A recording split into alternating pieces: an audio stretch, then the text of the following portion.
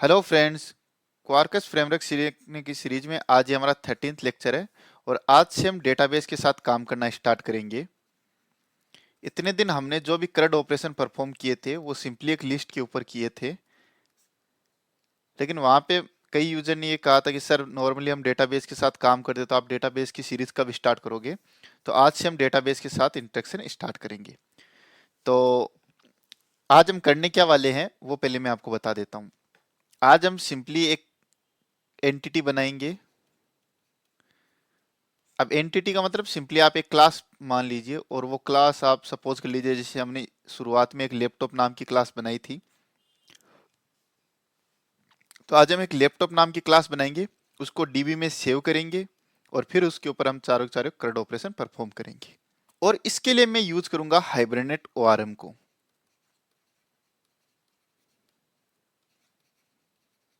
अब आप में से बहुत सारे लोग पूछेंगे सर हाइबरनेट ORM क्या होता है। तो इसके लिए आप मेरी हाइबरनेट वाली सीरीज को देखिए। इसी चैनल में आपको प्लेलिस्ट के अंदर हाइबरनेट की सीरीज मिल जाएगी। तो आपको अगर हाइबरनेट के बारे में नहीं पता है तो आप सबसे पहले वो सीरीज देख लीजिए। मैं यहाँ पे आपको हाइबरनेट के बारे में थोड़ा सा बता देता हूँ। अब सबसे पहले हाइबरनेट के अंदर है ORM। अब ORM क्या होता है वो समझिए। ORM की फुल फॉर्म होती है ऑब्जेक्ट सॉरी रिलेशनल मैपिंग। इसका मतलब क्या होता है कि मान लीजिए ये मेरे पास एक जावा की क्लास है, लैपटॉप डॉट क्लास, और इसके अंदर हमारे पास 5 फील्ड है, like ID, name, brand, RAM and storage. इसके अंदर ये 5 फील्ड है और ये मान लीजिए मेरे पास डेटाबेस है। हम अपनी सीरीज के अंदर माई सीक्वल डेटाबेस को काम में लेंगे। आप चाहे तो पोस्टग्रेस भी यूज ले सकते हैं, माइक्रोसॉफ्ट सीक्वल सर्वर भी यूज कर सकते हैं, और जो भी आप डेटाबेस यूज करना चाहो वो कर सकते हो। अब हम नॉर्मली क्या करते हैं कि मान लीजिए आपको ये सारे के सारे फील्ड है, ये यहाँ पे एक लैपटॉप नाम की एक टेबल है। इस लैपटॉप नाम की टेबल के अंदर भी ये 5 फील्ड है, ID, name, brand, RAM, storage. अब आपको ये पांचों के पांचों फील्ड इनमें सेव करने हैं। तो इसके लिए हम एसक्यूएल के अंदर क्या करते हैं, हम सिंपली इंसर्ट क्यूरी लिखते हैं और इंसर्ट के अंदर हम पांचों फील्ड का नाम लिखते हैं, फिर यहाँ पे लिखते हैं वैल्यूज और यहाँ पे उन वैल्यूज को पास कर देते हैं 500 वैल्यूज को, और ये हमारा डेटाबेस के अंदर स्टोर हो जाता है। यही हम करते हैं। लेकिन अब आप सोचिए कि फिर आपको मान लीजिए कि कुछ सेलेक्ट करना है, तो आप सिंपली लिखते हो सेलेक्ट जो भी है स्टार फ्रॉम लैपटॉप, और यहां से जो आउटपुट आता है उसको लैपटॉप वाले क्लास के अंदर आप मैप करते हो, टॉप डॉट सेट आईडी, और इसके अंदर लिखते हो आप रो डॉट गेट, और यहाँ पे आप फील्ड का नाम लिखते हो। जनरली हम ऐसा ही करते हैं। लेकिन ORM एक ऐसा फीचर होता है जिससे हम क्या कर सकते हैं, हमारी डायरेक्ट लैपटॉप क्लास है उसको हम डायरेक्टली इसके ऊपर एक सेव मेथड कॉल करेंगे और ये पूरी पूरी क्लास इस लैपटॉप वाले टेबल के अंदर ऑटोमेटिकली इंसर्ट हो जाएगी। अब ये इंटरनली कैसे होगा उसके लिए हमें वरी नहीं होना है, हमें सिर्फ इसकी कॉन्फ़िगरेशन करनी है। और फिर क्या करेंगे, जब हम यहाँ से सारे के सारे लैपटॉप को फेच करेंगे तो हम डायरेक्टली अपने जो आउटपुट है उसको इस क्लास के अंदर मैप कर पाएंगे। तो ये होता है ORM। जावा के ऑब्जेक्ट को जावा ऑब्जेक्ट को डायरेक्टली हम डेटाबेस के अंदर सेव कर सकते हैं और डेटाबेस की एक रो को डायरेक्टली हम जावा के ऑब्जेक्ट के अंदर मैप कर सकते हैं। तो अब आपको हाई लेवल आइडिया लग गया होगा। हाइबरनेट एक टूल है जो ORM को इम्प्लीमेंट करता है। ठीक है, तो अगर आपको इसके बारे में ज़्यादा जानना है तो आप मेरी प्लेलिस्ट को विजिट कीजिए। तो चलिए, अब आपको समझ में आ गया होगा। तो चलिए, आपको थ्योरी समझ में आ गई होगी। अब हम स्टार्ट करते हैं आज का लेक्चर। तो आज के लेक्चर के लिए हमारे पास कुछ चीज़ें होनी जरूरी है। सबसे पहले तो एक डेटाबेस। तो आप कोई भी एक डेटाबेस डाउनलोड कर लीजिए, माई सीक्वल डाउनलोड कर सकते हो, पोस्टग्रेस डाउनलोड कर सकते हो, आप कोई भी एक डेटाबेस डाउनलोड कर सकते हो। दूसरी चीज होगी, हमें अपने प्रोजेक्ट के अंदर डेटाबेस की कॉन्फ़िगरेशन करनी होगी। और डेटाबेस का एक्सटेंशन ऐड करना होगा जिससे हम अपने डेटाबेस से कनेक्ट कर पाए। और उसके बाद हम अपने प्रोजेक्ट पे काम करने के लिए रेडी है। तो मैं क्या कर रहा हूँ, क्योंकि मेरे मशीन की रैम थोड़ी सी कम है, तो इसलिए मैं कोई भी एक डेटाबेस डाउनलोड नहीं कर रहा हूँ। मेरे पास एक ऑनलाइन डेटाबेस है, ऑनलाइन माई एसक्यूएल डेटाबेस है, मैं उसी से कनेक्ट करूंगा। आप चाहे तो अपने लोकल पे डेटाबेस डाउनलोड कर लीजिए और फिर उससे कनेक्ट कर लीजिए। मैं आपको बताऊंगा कि लोकल से कैसे कनेक्ट करना है, तो वो हम सारी चीज़ें जानेंगे। तो चलिए, इसके लिए मैं सबसे पहले एक नया प्रोजेक्ट बनाता हूँ। तो उसके लिए मैं अपने क्रोम ब्राउजर पे चलता हूँ। फ्रेंड्स, अगर आपको मेरी स्पीड में कुछ लगे कि मैं कुछ ज़्यादा ही फास्ट पढ़ा रहा हूँ या कुछ ज़्यादा स्लो पढ़ा रहा हूँ, तो आप मुझे कमेंट बॉक्स में बताइए। तो चलिए हम क्वार्कस का प्रोजेक्ट बनाते हैं। तो उसके लिए मुझे चलना है code.quarkus.io वाली वेबसाइट पे।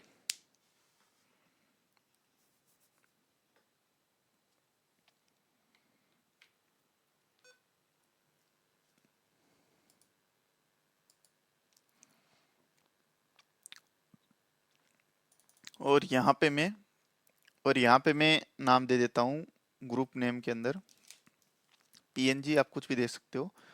और यहाँ पे हम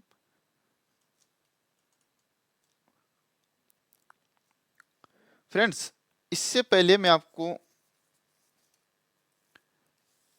कुछ फ्रेंड्स, हम प्रोजेक्ट बनाने से पहले मैं आपको थोड़ा सा और एक्सप्लेन करना चाहता हूँ। मुझे कुछ याद आया है कि हम अभी क्या करेंगे। अभी हम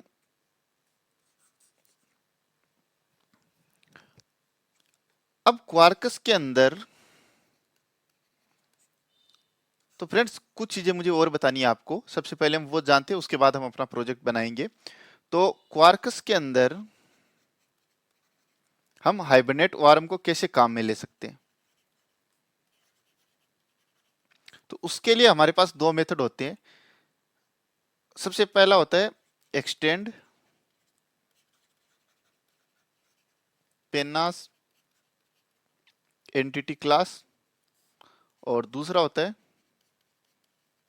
इम्प्लीमेंट्स पेनास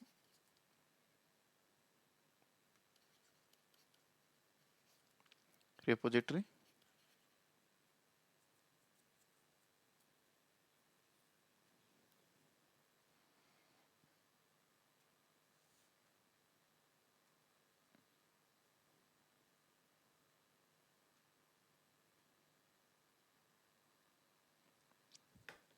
इंटरफेस, तो ये दो तरीके हैं।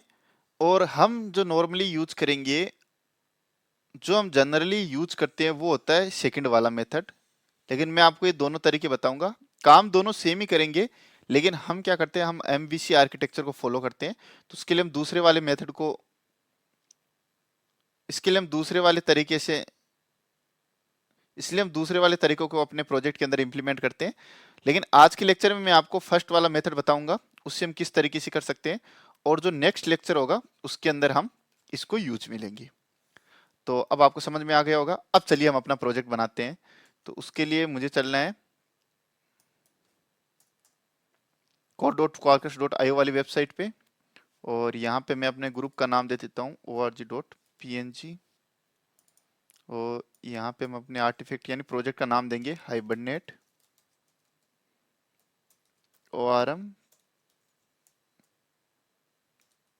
पेनास एंटिटी। आप कुछ भी नाम देख सकते हो। और उसके बाद हमें जावा वर्जन 17, ये इनमें कुछ नहीं छेड़खानी करनी है। अब हमें डिपेंडेंसी कौन कौन सी चाहिए, क्योंकि हम एक एंटिटी के ऊपर सारे के सारे करंट ऑपरेशन परफॉर्म करेंगे।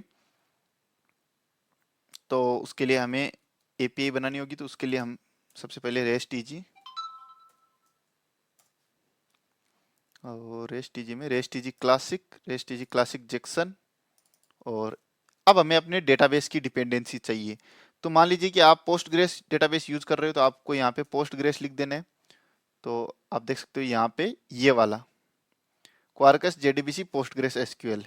लेकिन मैं यूज कर रहा हूँ माई सीक्वल, तो मुझे यहाँ पे लिखना पड़ेगा क्वार्कस जेडीबीसी माई एसक्यूएल। और आप इसके ऊपर क्लिक कर दीजिए। तो हमारे पास तीन डिपेंडेंसी हो गई। अब हमें लास्ट डिपेंडेंसी चाहिए हाइबरनेट की। तो आप यहाँ पे सर्च कीजिए हाइबरनेट, और यहाँ पे आप देखिए दो डिपेंडेंसी, एक है हाइबरनेट ओआरएम, एक है हाइबरनेट ओआरएम विद पेनास एंटिटी। आपको ये सेकंड वाली सेलेक्ट करनी है। अब आप देख सकते हो मेरे पास ये 4 डिपेंडेंसी कौन कौन सी है। RESTEasy classic, RESTEasy classic Jackson, JDBC driver, MySQL और हाइबरनेट ओआरएम विद पेनास। इस प्रोजेक्ट को मैं डाउनलोड कर लेता हूँ और इसको मैं अपनी लोकेशन पे ले चलता हूँ। यहाँ से मैं इसको कट कर लेता हूँ और यहाँ पे मैं YouTube प्रोजेक्ट में जाता हूँ, यहाँ पे मैं इसको पेस्ट कर लेता हूँ।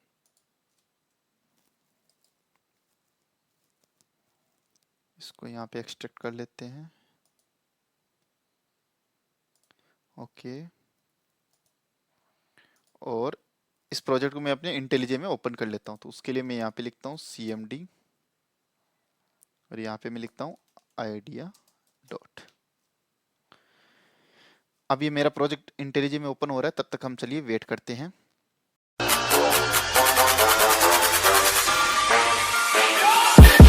तो फ्रेंड्स, मेरा प्रोजेक्ट ओपन हो चुका है। आप एक चीज़ का ध्यान रखिए, जब भी आप एक नए प्रोजेक्ट को ओपन करते हो तो आपके पास एक इंटरनेट कनेक्शन होना चाहिए, क्योंकि ये कुछ डिपेंडेंसीज को डाउनलोड करता है, अदरवाइज आपको कुछ एरर देखने को मिल सकती है। तो चलिए अब हम एक काम करते हैं कि हम इस प्रोजेक्ट को ओपन करते हैं यहाँ पे, और जितनी भी हमको बाय डिफ़ॉल्ट फाइलें मिली हम उन सबको डिलीट कर देते हैं। रिसोर्स मिला है, इसको मैं डिलीट कर देता हूँ। और आप अगर टेस्ट फोल्डर में जाओगे तो यहाँ पे आपको 2 फाइलें देखने को मिलेगी, इनको भी हम डिलीट कर देते हैं। और अगर मैं आपको pom.xml फाइल दिखाऊं तो हमारे पास RESTEasy JDBC SQL arc and JUnit. तो अभी आपको ये एरर दिख रही होगी, इस एरर को एक बार आप इग्नोर कीजिए। तो एक काम करते हैं, इस एरर को हटाने के लिए मैं एक बार प्रोजेक्ट को रन कर लेता हूँ, क्योंकि हो सकता है इसने कुछ डिपेंडेंसीज डाउनलोड नहीं की हो।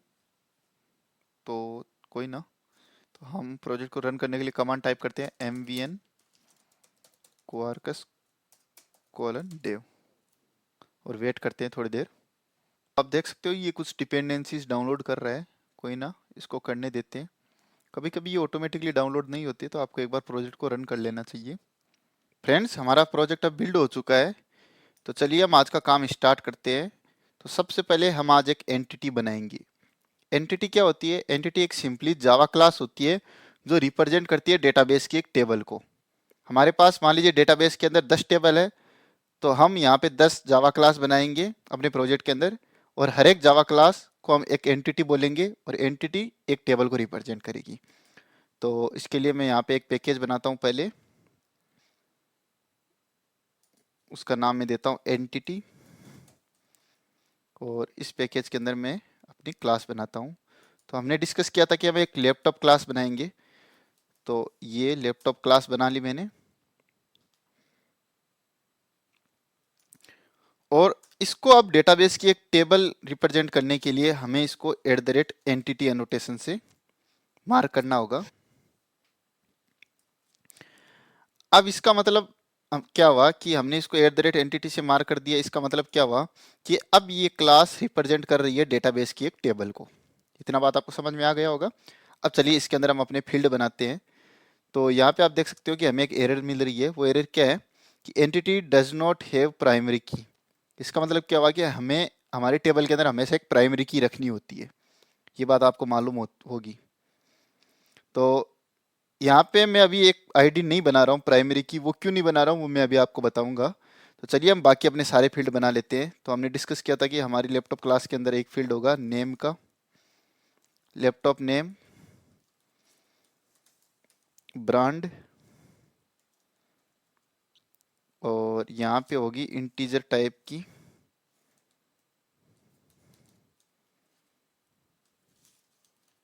रैम, और यहाँ पे हो गया एक्सटर्नल स्टोरेज। इतने फील्ड डिस्कस किए थे, लेकिन अभी भी हमारे पास एरर किस चीज़ की आ रही है? Entity does not have a primary की। अब हमें यहाँ पे एक आईडी नाम की प्राइमरी की बनानी होगी, लेकिन हम इसमें प्राइमरी की नहीं बनाएंगे। अब वो क्यों नहीं बनाएंगे वो मैं आपको बताता हूँ।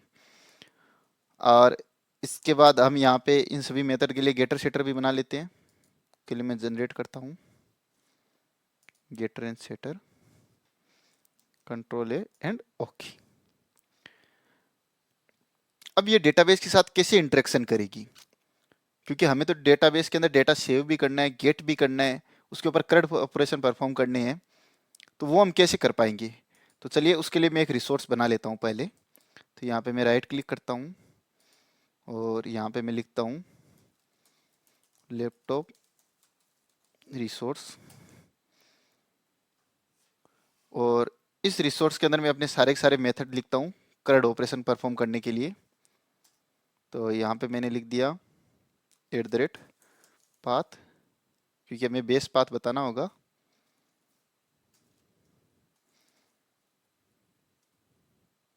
फिर यहाँ पे मैं सिंपल एक फॉरवर्ड स्लैश लिख देता हूँ।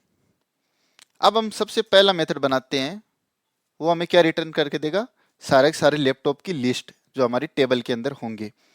तो ये एक पब्लिक मेथड होगा। तो पब्लिक रिटर्न क्या करेगा, रेस्पॉन्स क्लास का ऑब्जेक्ट रिटर्न करेगा, और इसी रेस्पॉन्स के अंदर हम अपना सारा का सारा डेटा बाइंड करेंगे। और हमारे पास मेथड का नाम होगा गेट ऑल लैपटॉप।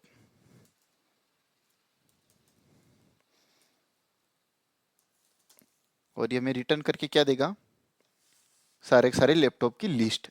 अब हम वो लिस्ट फेच कैसे करेंगे, उसके लिए हमारे पास क्या होगा, एक क्लास है जो कि मैंने आपको बताया था।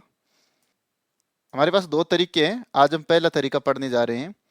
तो अब हमें क्या करना होगा कि हमारे पास ये लैपटॉप क्लास है, इसको हमने एक एंटिटी बना दी। अब इस एंटिटी को हम पावर देंगे जिससे डेटाबेस के साथ इंटरेक्ट कर सके और डेटाबेस से डेटा फेच भी कर सके, उसके ऊपर हम करंट ऑपरेशन परफॉर्म कर पाए। ऐसी पावर हम इस एंटिटी को देंगे। तो इसको ऐसी पावर देने के लिए हमें यहाँ पे इसको एक्सटेंड कराना पड़ेगा।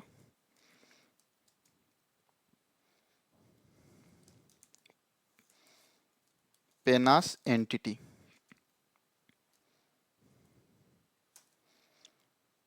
अब हमारी ये एरर भी चली जाएगी। तो आप देख सकते हो हमारी एरर चली गई है।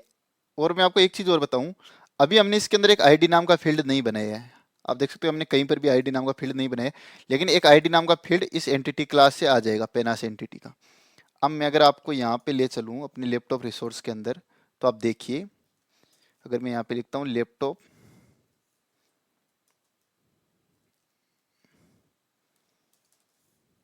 डॉट,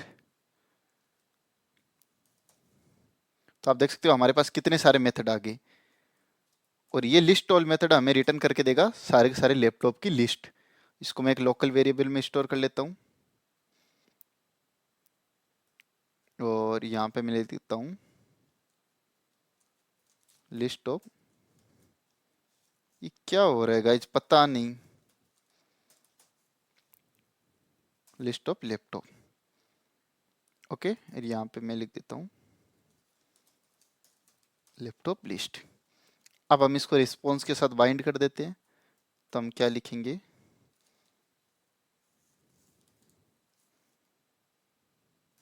रिटर्न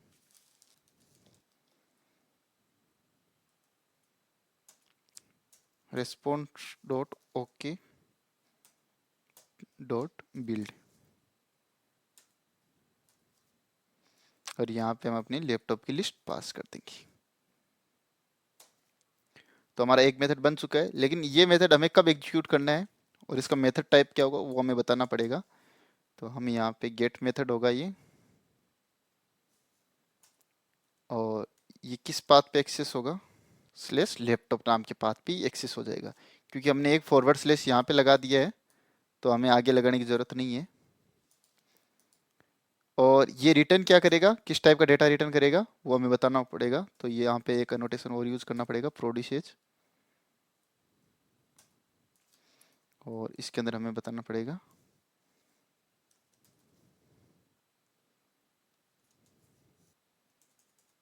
यहाँ पे मैं लिखना पड़ेगा मीडिया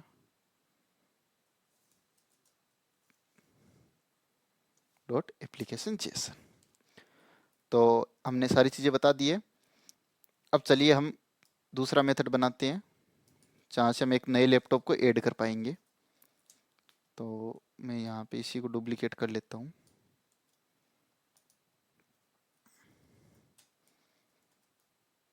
इसका टाइप होगा पोस्ट।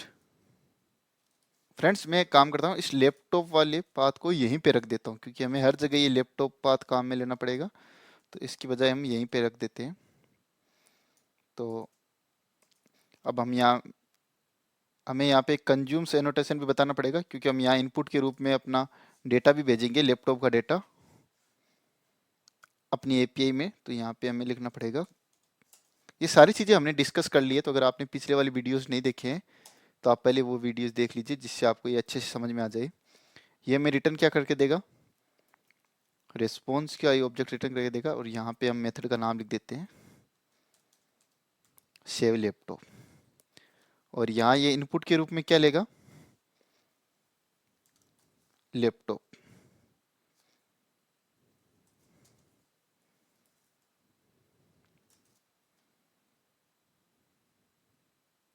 तो अब इसके अंदर हम क्या करते हैं, हम यहाँ से अपने लैपटॉप वाले रिसोर्स को कॉल करते हैं, लैपटॉप वाली एंटिटी को। और यहाँ पे एक मेथड मिलेगा आपको परसिस्ट, और यहाँ पे आप अपना लैपटॉप पास कर दीजिए। और अब आप चेक कर लीजिए अगर ये सेव हुआ है कि नहीं हुआ है। तो यहाँ पे आप चेक कीजिए लैपटॉप नोट इज परसिस्टेंस। अगर ये सेव हो चुका है तो हम यहाँ पे क्या रिटर्न करेंगे,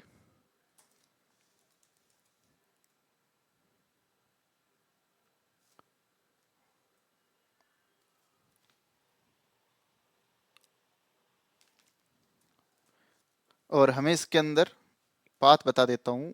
ये मैं आपको बताऊंगा कि मैं क्या कर रहा हूँ, एक बार मैं लिख लेता हूँ, लैपटॉप स्लेस और यहाँ पे लैपटॉप डॉट ID,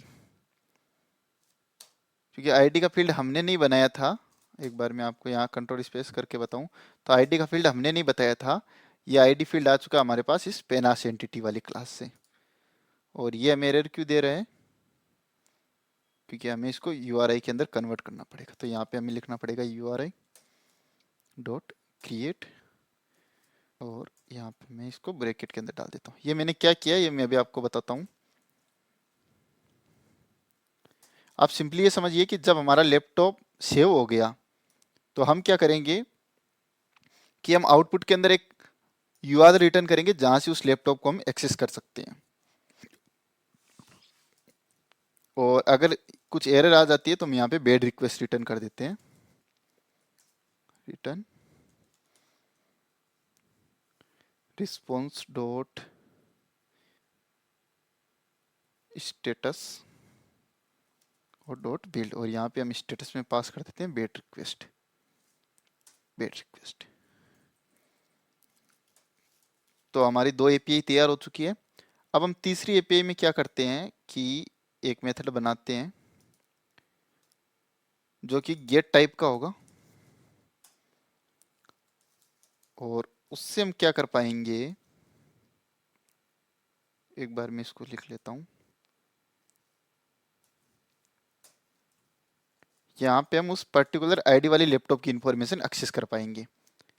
ये जब मैं आपको एपीआई टेस्ट करूंगा तब आपको बता दूंगा कि इससे क्या हो रहा है। इससे हम क्या करेंगे कि ये वाला मेथड तो हमें सारे के सारे लैपटॉप की लिस्ट रिटर्न करेगा, लेकिन ये वाला मेथड है ये सिर्फ उसी लैपटॉप की इंफॉर्मेशन रिटर्न करेगा जिसकी आईडी हम पास करेंगे। तो यहाँ पे हमें प्रोड्यूसर्स एनोटेशन यूज में लेना है, क्योंकि कंज्यूम तो ये कुछ करेगा नहीं। और यहाँ से हम इस आईडी को एक्सेस करने के लिए आपको लिखना पड़ेगा, क्योंकि ये पाथ के अंदर आ रहा है ये वेरिएबल, तो आपको लिखना पड़ेगा पाथ पेराम, और यहाँ पे ये नाम लिख दीजिए आईडी, और ये किस टाइप का होगा, क्योंकि ये लॉन्ग टाइप का है, लॉन्ग आईडी। और हटा देता हूँ, और यहाँ पे मैं क्या लिखता हूँ, laptop dot find by ID, और यहाँ पे मैं आईडी को पास कर दिया। अब हमें ये रिटर्न करके क्या देगा, हमें लैपटॉप का ऑब्जेक्ट रिटर्न करके दे दिया। और हम यहाँ से इसी को रिटर्न कर देंगे।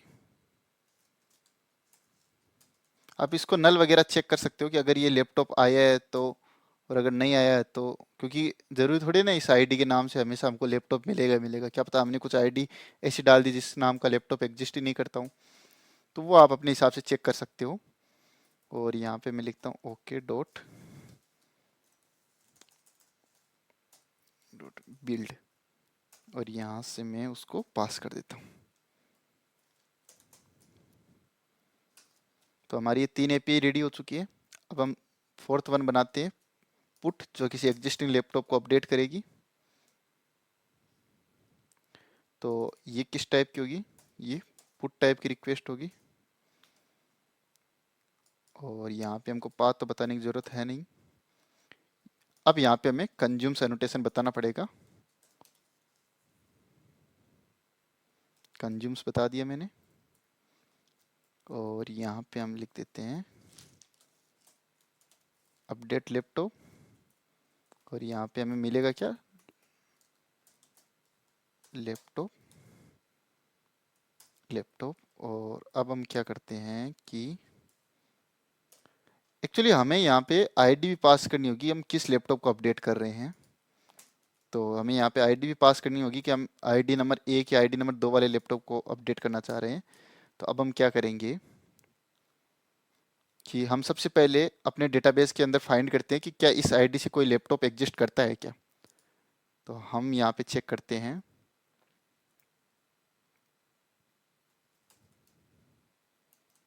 Laptop dot find by ID optional. आप इस मेथड को कॉल कीजिए। अब इस मेथड को कॉल क्यों कर रहा हूँ, क्योंकि ये हमें ऑप्शनल क्लास का ऑब्जेक्ट रिटर्न करके देगा। अभी मैं आपको बताता हूँ। सबसे पहले यहाँ पे ये आईडी पास कर दीजिए। आईडी हमें कहाँ से मिलेगी, आईडी हमें यहाँ से मिलेगी पाथ पैराम से। आईडी किस टाइप की होगी, लॉन्ग टाइप की, और यहाँ पे मैंने पास कर दी आईडी।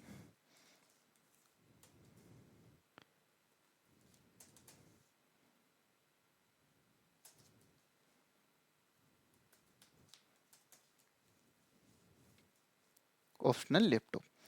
अब हम क्या करेंगे, हम चेक करेंगे optional laptop dot is present. Is present का मतलब क्या हो गया कि हम अपडेट तभी करेंगे जब इस आईडी के नाम का कोई लैपटॉप एग्जिस्ट कर रहा होगा। अगर इस आईडी के नाम से कोई लैपटॉप ही नहीं है तो हम किस लैपटॉप को अपडेट करेंगे। तो सबसे पहले हमने चेक कर लिया कि हमने इस मेथड को कॉल किया कि डेटाबेस हमको बता दो कि इस आईडी के नाम से कोई एक लैपटॉप है क्या, अगर है तो वो हमें को रिटर्न करके दे दो। तो इसने कहा कि एक काम करो, मैं आपको ऑप्शनल का ऑब्जेक्ट रिटर्न करके दूंगा, और इस ऑप्शनल के ऑब्जेक्ट पे आप इज परजेंट मेथड को कॉल कर लेना। अगर ये ट्रू रिटर्न करता है, इसका मतलब क्या है कि इस आईडी के नाम से कोई लैपटॉप एग्जिस्ट करता है डेटाबेस में। और अगर ये ट्रू रिटर्न नहीं करता है तो इसका मतलब इस आईडी के नाम से कोई लैपटॉप एग्जिस्ट नहीं करता डेटाबेस में, तो आप अपडेट करना छोड़ दो। तो हमने चेक कर लिया, if optional laptop dot is present, अगर परजेंट है तब हमको ओरिजिनल लैपटॉप कैसे मिलेगा वो बताता हूँ। लैपटॉप डॉट, और यहाँ पे हमको लिखना पड़ेगा ऑप्शनल लैपटॉप डॉट गेट, और ये हमें लैपटॉप का ऑब्जेक्ट रिटर्न करके दे देगा।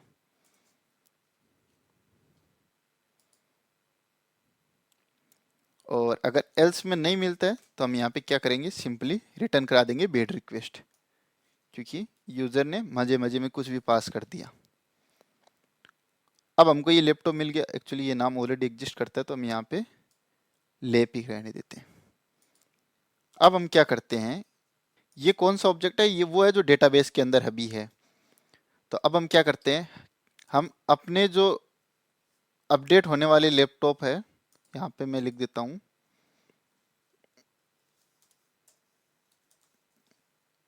Update laptop. इस वेरिएबल का नाम मैंने ये चेंज कर दिया है ताकि आपको सही से समझ में आ जाए। और यहाँ पे मैं लिख देता हूँ डीबी लैपटॉप।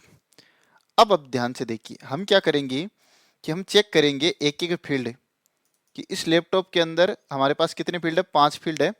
500 में से अपन किस किस फील्ड को अपडेट करना चाह रहे हैं। मान लीजिए हम 2 ही फील्ड को अपडेट करना चाह रहे हैं, तो हमने क्या क्या अपडेट करते समय जब हमने एपीआई कॉल की तो इसके अंदर 2 ही फील्ड को सेट किया, बाकी 3 फील्ड नल पड़े हैं। तो हम इस लैपटॉप में से एक एक फील्ड को चेक करेंगे और वो इस लैपटॉप के अंदर अपडेट कर देंगे अगर ये नल नहीं होगा। जैसे कि आप चेक कर लीजिए objects dot null null,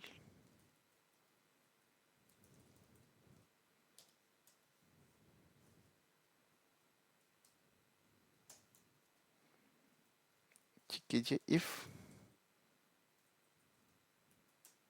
object dot not null laptop update laptop dot get. सबसे पहले हम चेक करते हैं कि क्या हम नेम को अपडेट करना चाह रहे हैं। कि अगर हमने नेम को अपडेट करना चाह रहे हैं तो हम क्या करेंगे, अपने इस अपडेट लैपटॉप जो हम एपीआई से कॉल करेंगे उस टाइम पे अगर हम नेम पास कर रहे हैं तो हम क्या करेंगे, जो डीबी लैपटॉप वाला ऑब्जेक्ट है, dB laptop dot set name, और यहाँ पे हम लिख देंगे update laptop dot gate name. इसी प्रकार से हम बाकी सारे फील्ड के लिए भी कर लेते हैं। अब आप यहाँ पे सोचोगे कि मैं यहाँ पे कितना बेकार कोड कर रहा हूँ। अगर मान लीजिए इस प्रकार से, तो मेरे अगर टेबल के अंदर 20 फील्ड होंगे तो मुझे यहाँ पे 20 तरीके से मुझे यहाँ पे 20 बार ऐसे लिखना पड़ेगा। तो फ्रेंड्स ये मैं आपको सबसे सिंपल तरीका बता रहा हूँ, हम इस तरीके से नहीं करते हैं। हम ये काम करते हैं अपने स्ट्रीम एपीआई से, लेकिन अगर आपको मैं अभी वो समझाऊंगा तो आप कंफ्यूज हो जाओगे। तो अभी मैं आपको बेसिक समझा रहा हूँ, जब हम एडवांस क्वार्क्स पे चलेंगे तब मैं आपको स्टैंडर्ड तरीका बताऊंगा। अभी आप कॉन्सेप्ट को समझिए, ठीक है। और फिर भी अगर आपको कोई डाउट हो तो आप मुझे कमेंट बॉक्स में ज़रूर पूछिए। अब हमने क्या किया कि हमने जिन जिन फील्ड को हम अपडेट करना चाह रहे हैं उन फील्ड को अपने डीबी वाले ऑब्जेक्ट में सेट कर दिया, और यहाँ पे हम वापस सेव कर देते हैं। तो हम यहाँ पे लिखते हैं डीबी लैपटॉप डॉट परसिस्ट। यहाँ पे हमने परसिस्ट कर दिया, और हम चेक कर लेते हैं if dB laptop dot is persistence, क्या ये सेव हो चुका है। सेव हो चुका है तो हम क्या करेंगे, हम सेम ये रिटर्न कर देंगे।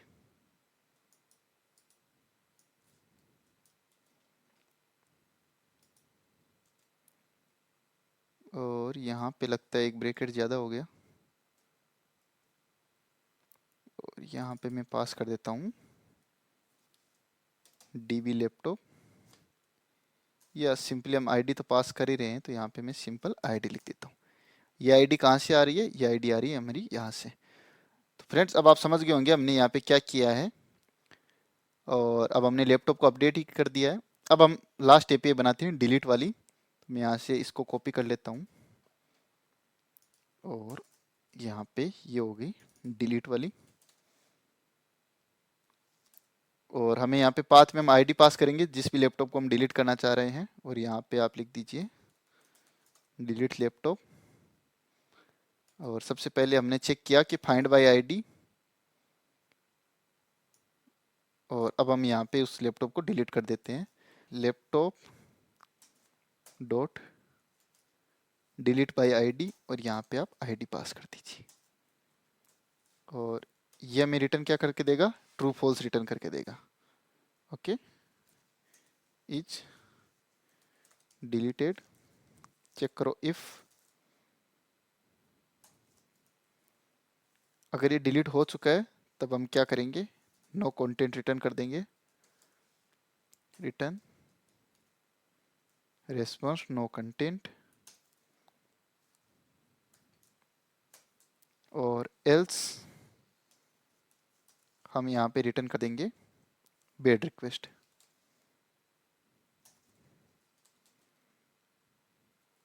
रेस्पॉन्स और यहाँ पे पास कर देंगे बेड रिक्वेस्ट। तो हमारी ये डिलीट एपीआई भी तैयार हो चुकी है। फ्रेंड्स अब हमने अपनी सारी एपीआई बना ली है, हमने डिलीट एपीआई भी बना ली है, और सॉरी ये हमारी डिलीट वाली भी होगी, और ये अपडेट वाली भी होगी, ये इंडिविजुअल फाइंड करने की होगी, और ये सेव करने की होगी, और ये गेट करने की होगी। तो आप देख सकते हैं हमारे पास 500 एपीआई रेडी है। अब हम इसको टेस्ट करते हैं। तो टेस्ट करने के लिए अभी हमने अपनी डेटाबेस की कॉन्फ़िगरेशन नहीं की है, तो चलिए अब सबसे पहले हम अपनी डेटाबेस की कॉन्फ़िगरेशन करते हैं। तो उसके लिए आपको क्या करना है, आपको आ जाना है अपनी एप्लीकेशन डॉट प्रॉपर्टीज फाइल में। अब आपको यहाँ पे ध्यान देने की ज़रूरत है। हमारे पास कई तरह के डेटाबेस होते हैं, जैसे कि माई सीक्वल डेटाबेस हो गया, पोस्टग्रेस हो गया, माइक्रोसॉफ्ट सीक्वल सर्वर हो गया, ओरेकल हो गया। तो मैं इस प्रोजेक्ट के अंदर माई सीक्वल डेटाबेस को काम में लूंगा। तो उसके लिए हमें उसकी कॉन्फ़िगरेशन करनी पड़ेगी कि डेटाबेस का नाम क्या है, यूआरएल क्या है। तो वो कुछ डेटाबेस की कॉन्फ़िगरेशन है। तो उसके लिए हम क्या करते हैं, हम चलते हैं क्वार्कस के ऑफिशियल पेज पे। वो है quarkus.io/guide/datasource। हम यहाँ पे चलते हैं और यहाँ पे देखते हैं कि हमें कौन कौन सी प्रॉपर्टीज बतानी पड़ेगी डेटाबेस के कॉन्फ़िगरेशन के लिए। ये लिंक मैं आपको डिस्क्रिप्शन बॉक्स में भी दे दूंगा। तो हम कौन सा डेटाबेस यूज़ कर रहे हैं, हम यूज़ कर रहे हैं माई सीक्वल। आप चाहें तो कोई भी डेटाबेस यूज़ कर सकते हो, लेकिन मैं माई सीक्वल यूज़ कर रहा हूँ।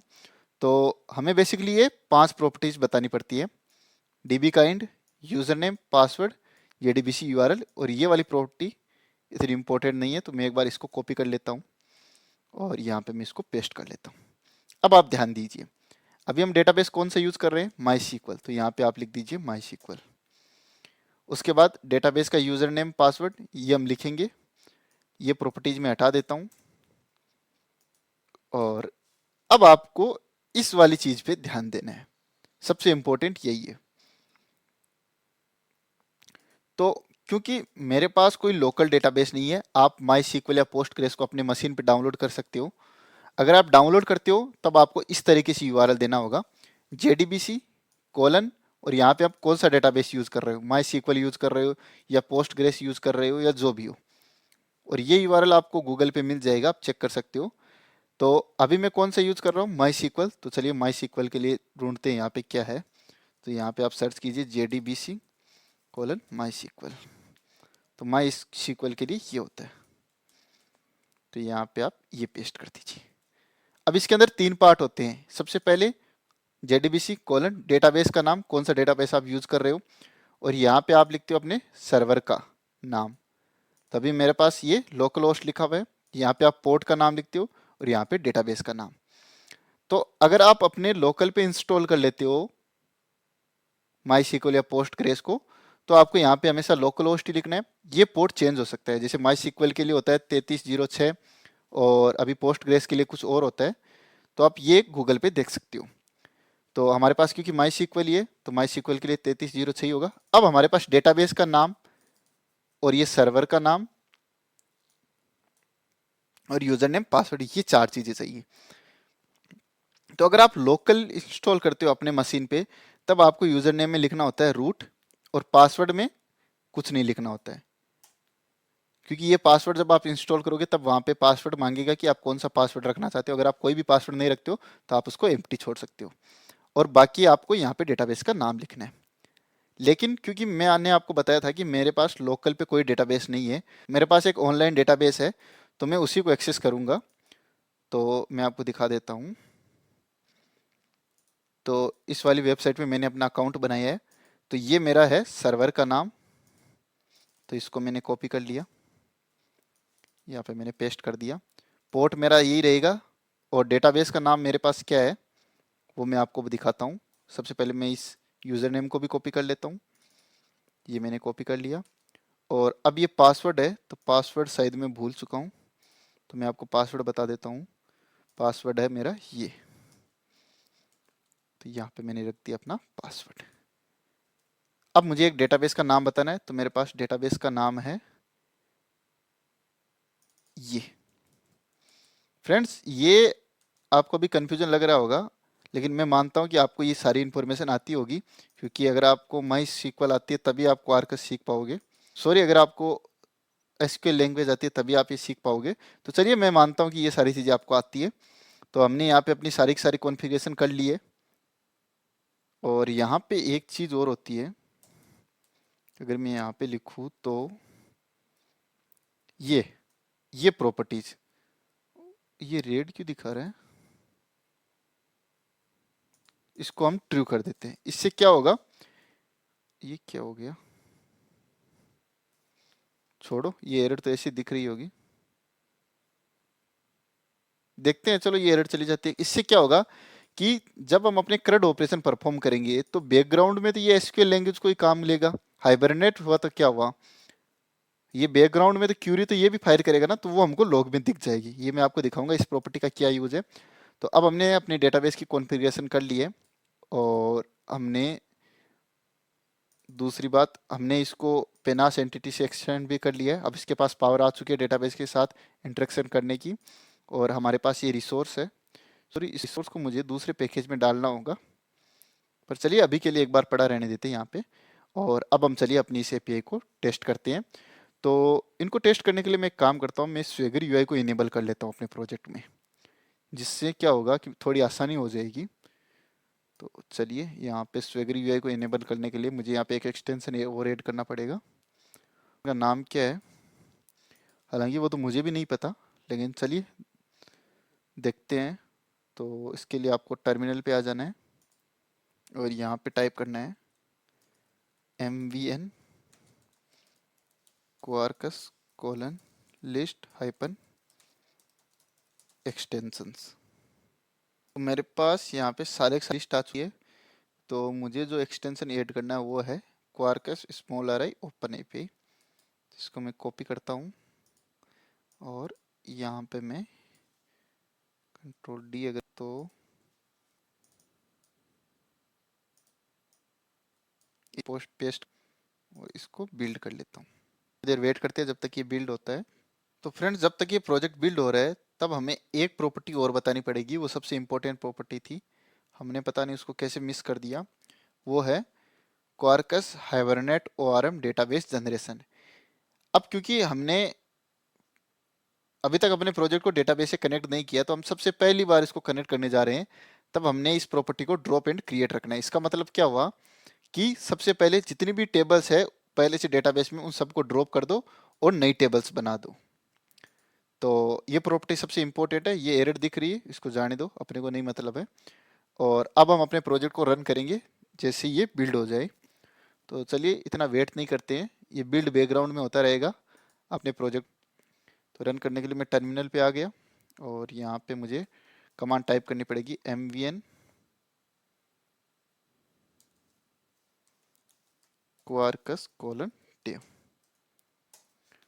और ये इधर बिल्ड हो रहा है, तो मैं आपको ले चलता हूँ हमारे डेटाबेस पे। तो इसको मैं रिफ्रेश करता हूँ, और अगर गो पे क्लिक करता हूँ तो आप देख सकते हो कि अभी हमारे डेटाबेस के अंदर कोई टेबल नहीं है। तो थोड़ी देर वेट करते हैं और देखते हैं कि टेबल ऑटोमेटिक क्रिएट होती है या नहीं होती है। यहाँ पे रन हो रहा है, तब तक हम वेट करते हैं। तो फ्रेंड्स, अब हमारा प्रोजेक्ट रन हो चुका है, और आप देख सकते हो कि इन्होंने क्रिएट टेबल वाली कमांड भी चला दी है। तो चलिए अब हम अपने डेटाबेस को चेक करते हैं। तो अगर मैं अपने डेटाबेस में जाऊं,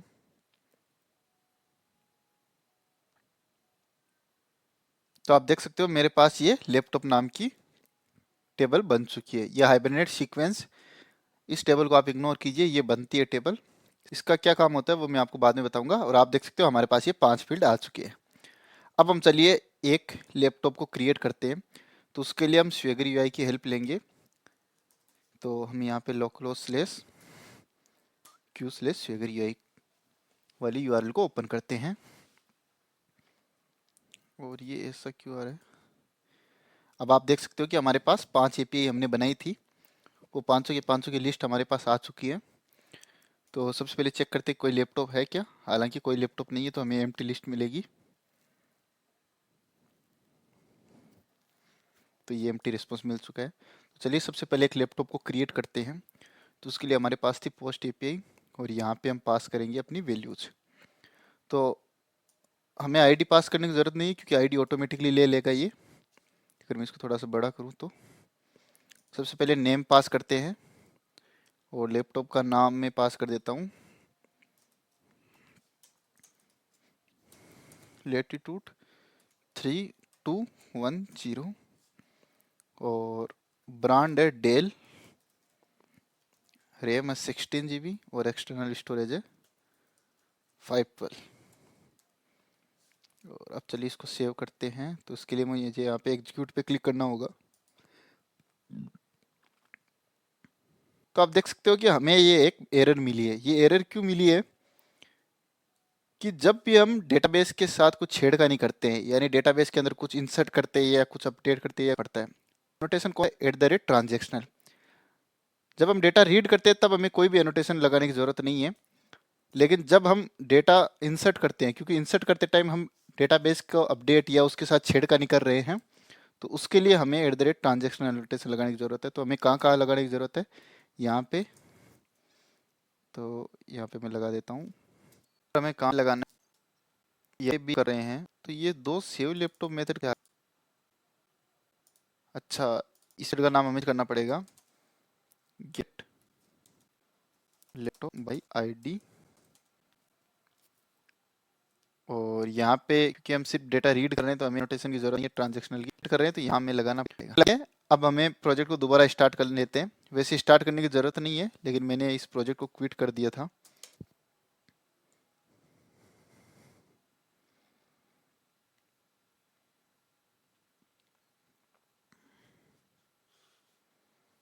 तो चलिए अब हम एक नया लैपटॉप क्रिएट करते हैं। तो अभी मैं आपको डेटाबेस दिखाऊं तो अभी आप देख सकते हो, अगर मैं अपने टेबल के अंदर चेक करूं कि मेरे पास कोई रो है क्या ऑलरेडी,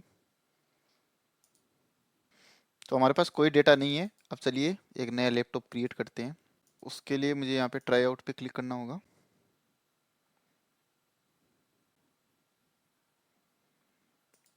और यहाँ से मैं आईडी का फील्ड हटा देता हूँ क्योंकि ऑटोमेटिकली जनरेट हो जाएगी।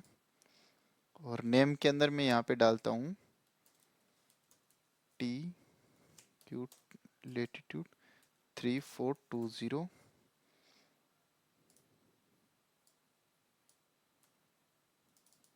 और ब्रांड है अपना डेल,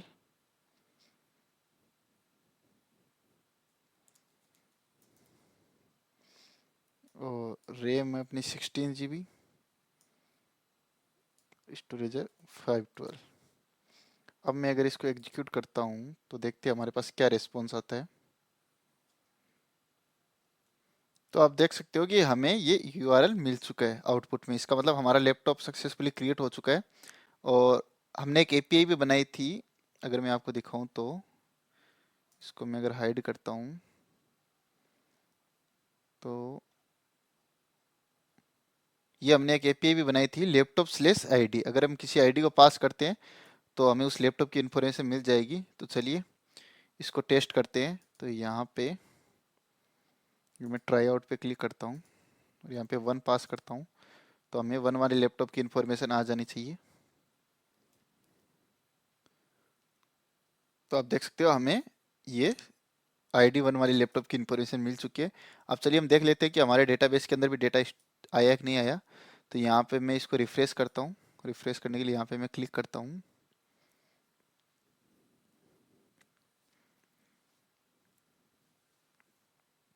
तो आप देख सकते हो ID 1 डेल एक्सटर्नल स्टोरेज और हमारा डेटा सक्सेसफुली इंसर्ट हो चुका है। चलिए एक और लैपटॉप क्रिएट करते हैं। तो उसके लिए मैं वापस यहाँ पे जाता हूँ और अब की बार मैं पास कर देता हूँ सिंपली डेल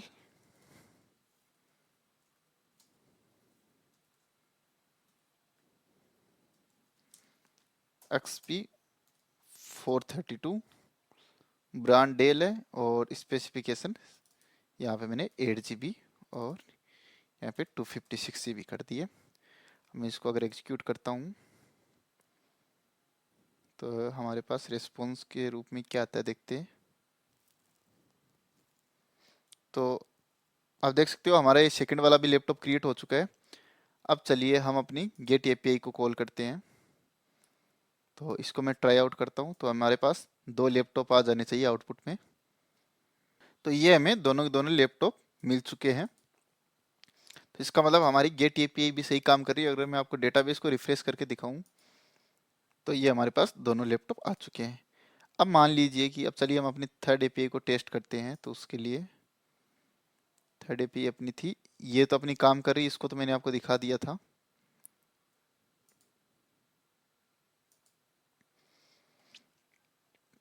अब हम किसी एग्जिस्टिंग लैपटॉप को अपडेट करते हैं। तो इसको मैं ट्राई आउट पे क्लिक करता हूँ और मान लीजिए मैं उस लैपटॉप को अपडेट करना चाहता हूँ जिसकी आईडी है 2। और अगर मैं आपको दिखाऊं तो ये 2 आईडी वाले लैपटॉप में मैंने यहाँ पे लिखा है XP डेल XP 432। तो यहाँ पे मुझे XP S करना था। तो चलिए यहाँ पे मैं नेम को चेंज करता हूँ ये आईडी वाला फील्ड हम नहीं भेजेंगे। यहाँ से हम नेम को अपडेट करना चाहते हैं, डेल XPS हाइफन 432, और मैं ब्रांड वैल्यू सेम ही रखना चाहता हूँ। और अगर मैं आपको दिखाऊं तो यहाँ पे रैम थी इसकी 8 GB और एक्सटर्नल स्टोरेज थी 256 GB। अब हम इसको चेंज कर देते हैं, हम रैम कर देते हैं 32 GB और एक्सटर्नल स्टोरेज कर देते हैं हम 1024 GB। ओके, अब मैं अगर इसको एग्जीक्यूट करता हूँ तो हमारे उस लैपटॉप का डेटा अपडेट होना चाहिए जिसकी आईडी 2 है। तो चलिए देखते हैं मैं रिस्पॉन्स के रूप में क्या मिला। तो ये हमें आउटपुट मिल चुका है। अब चलिए हम डेटाबेस में वेरीफाई करते हैं। तो यहाँ पे मैं रिफ्रेश करता हूँ, तो आप देख सकते हो ये डेटा हमारा अपडेट हो चुका है। अब मैं अगर आपको अपनी 4th API टेस्ट करके दिखाऊं, वो थी डिलीट वाली। तो चलिए हम उस लैपटॉप को डिलीट करते हैं जिसकी आईडी है 2। तो यहाँ पे मैं 2 पास करता हूँ और एग्जीक्यूट करता हूँ। तो आप देख सकते हो कि हमें आउटपुट में कुछ नहीं मिला है। और अगर मैं यहाँ पे देखूँ रिफ्रेश करके तो हमारा 2 वाला डेटा डिलीट हो जाना चाहिए। तो ये 2 वाला डेटा डिलीट हो चुका है। इसका मतलब हमारी चारों चारों एपीआई सही काम कर रही है और हमने अपने डीबी में CRUD ऑपरेशन परफॉर्म करके देख लिया है। अब आप सोच रहे होंगे कि हमने तो कोई डिलीट क्यूरी फायर नहीं की, डिलीट फ्रॉम टेबल का नाम या फिर सेलेक्ट स्टार फ्रॉम। तो अगर मैं आपको यहाँ लॉग में दिखाऊं तो यहाँ पे आप देखिए हाइबरनेट खुद से क्यूरी कर रहा है इंसर्ट की या क्रिएट की। जैसे ही हमने अपनी एंटिटी से कर दिया तो अब ये डेटाबेस की टेबल को रिप्रेजेंट कर रही है और इसको पेनास एंटिटी से हमने एक्सटेंड कर दिया तो हम इसके सारे सारे क्रेडिशन परफॉर्म पाते हैं। तो अब मैं आशा करता हूँ कि आपको ये समझ में आ गया होगा और आपको बेसिक थिंग समझ में आ गई होगी कि हम हाइबरनेट के अंदर ORM को किस तरीके से यूज में ले सकते हैं। अब हम आगे आने वाले क्लास में हम क्या करेंगे, हम सेम यही प्रोजेक्ट बनाएंगे, SI प्रोजेक्ट। लेकिन अब की बार हम क्या करेंगे, हम पेनास एंटिटी को एक्सटेंड नहीं करेंगे, हम एक रेपोजिटरी बनाएंगे और उस रेपोजिटरी को हम इम्प्लीमेंट कराएंगे पेनास रेपोजिटरी से और फिर हम सेम ऑपरेशन को परफॉर्म करेंगे।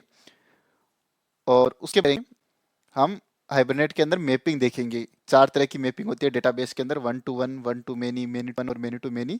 तो आगे आने वाले लेक्चर और भी इंटरेस्टिंग होंगे। तो अभी के लिए मुझे अलविदा कहिए, बाय बाय, और इस चैनल को सब्सक्राइब कीजिए।